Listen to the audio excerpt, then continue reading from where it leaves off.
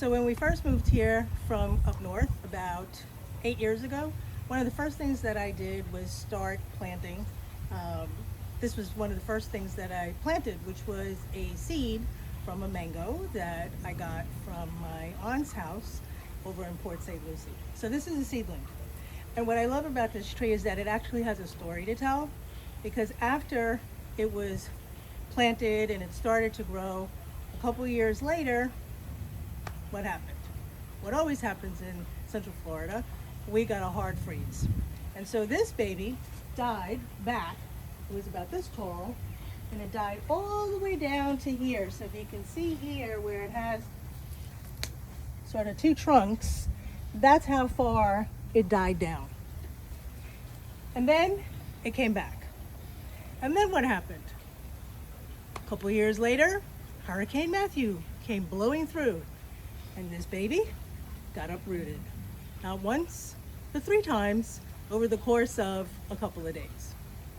So I put it back in the ground and said, we're gonna try this again, see what happens. And then this year, Hurricane Ian came rolling through. And guess what? She got uprooted again. And so I thought for sure this time she was a goner, but no, resilient, just like me. She came back, and now she's starting to regrow all over again. We still haven't gotten any fruit because as a seedling it's going to take a number of years, so maybe somewhere between 7 to 10 years before you see fruit from a seedling. I'm hoping that we'll get something next year. Since it's gotten so stressed out, it may actually produce something soon. But now it's starting to grow back all its leaves and become a little bit fuller. So it still has a way to go to become full and lush the way it's supposed to be. But this is the story behind this tree.